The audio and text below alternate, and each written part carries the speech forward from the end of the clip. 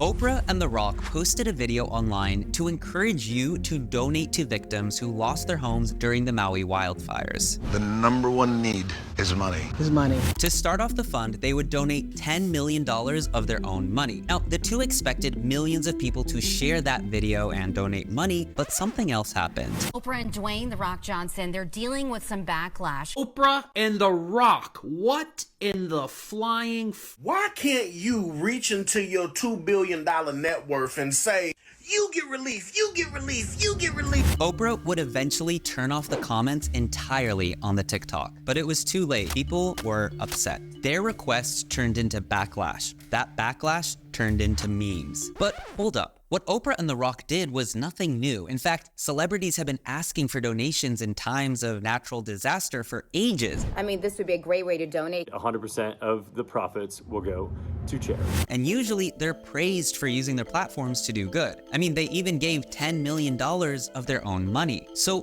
what's the problem? Well, it might just be the average American wallet right now. Begging the average everyday citizen for donations that can barely get by. Comments reading, skipping the electric bill for groceries this week. As someone who struggles to decide whether to fill my tank with gas or buy groceries, y'all got this. Living in the US is changing. How many Americans, particularly women, are not making enough money? All across the U.S., families are facing unprecedented challenges. After a year of higher prices, fewer families are able to make the bills at the end of the month. Less than half of Americans have less than $1,000 in their savings. And the internet is getting flooded with memes showing the good old days. Some are even calling all of this a silent depression and comparing how things were 50 or 100 years ago to how they are today. Okay, but hold on. I mean, living in America has always been a dream.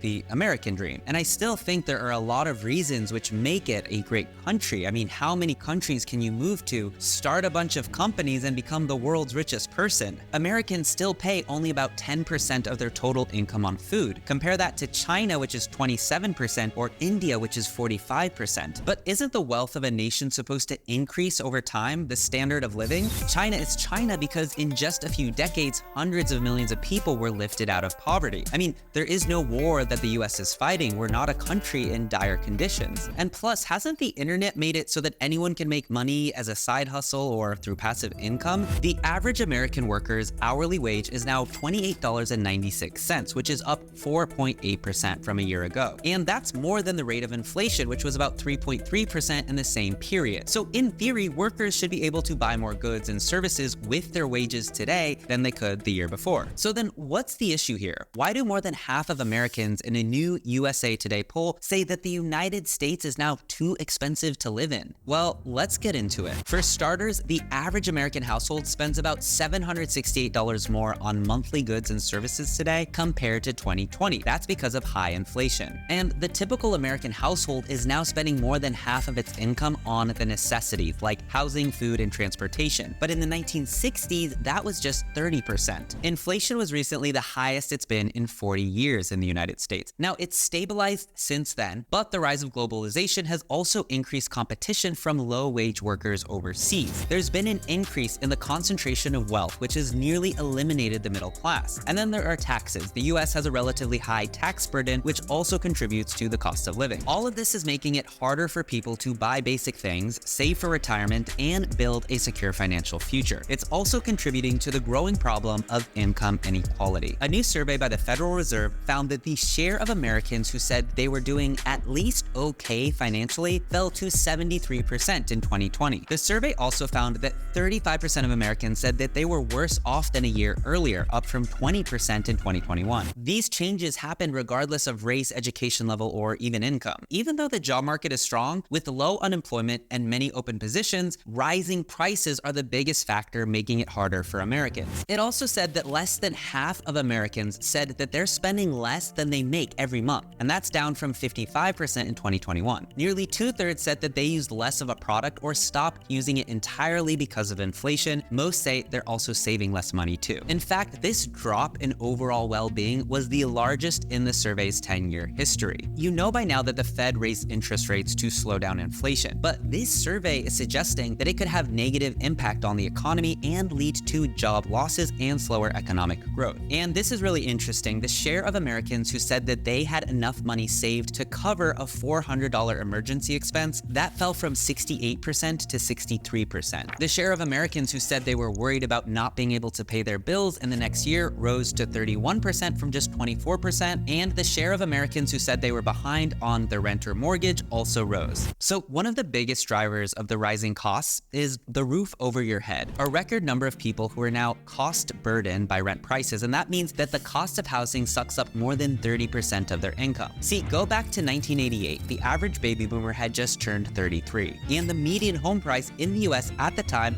was $110,000. Median income was $27,000. So you're looking at a 4-to-1 home price to income ratio at the time. But look at this chart, which shows how it's been on the rise and almost reached 7 after 2020. Maybe that explains why today 1 in 4 Americans are living in homes that they can't technically afford. The median home price in the United States is now out of reach for many middle-class families, and there are a number of reasons that have contributed to the rising cost of housing. This includes investor demand. Investors have been buying up many homes in recent years, and this has increased demand and pushed prices up even further. It's continuing even more. In fact, institutional investors may control 40% of US single-family rental homes by 2030. Then there's limited supply. The supply of homes for sale has been limited in recent years because of a number of things like aging population, the decline of the construction industry, and the increasing popularity of renting. The limited supply of homes has also contributed to this surge in prices. Add to that a slowdown of construction where it's harder and more expensive to build than ever, and an influx of foreign investors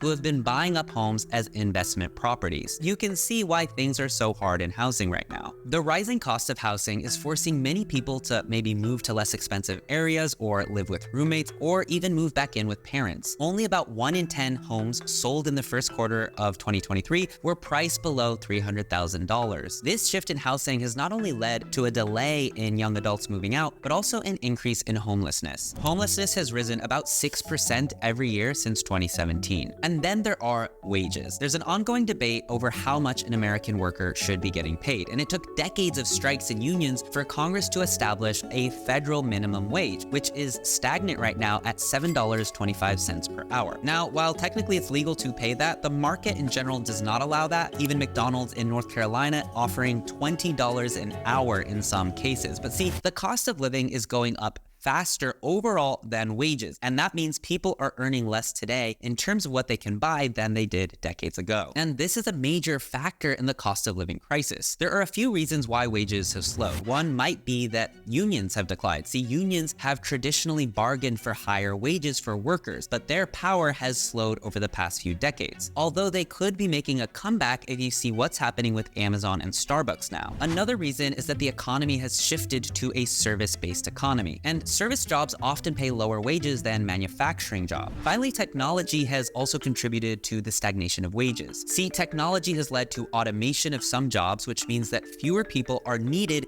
to do those jobs, and that put downward pressure on wages. All of this is making it harder for people to afford basic housing, food, and transportation, and contributing to the growing problem of income inequality. As the cost of living has risen, many households have had to turn to debt to make ends meet. The average household debt in the United States is now more than $150,000. Now, this includes mortgages, student loans, credit card debt, and auto loans. The high level of household debt is a major financial burden for many Americans. It's making it harder for people to save for retirement, pay for unexpected expenses, and get financially ahead, and even donate to Oprah and The Rock's fund. Now, this crisis might be showing signs of easing, but not if you ask most people who are struggling to afford food, gas, and rent. But I want to know, what do you think? What else is causing the cost of living to go so high right now? Who do you blame, and what needs to be done? Most importantly, let me know in the comments. I'm curious to hear from you, and while you're at it, check out more of my videos and don't forget to subscribe for more content like this.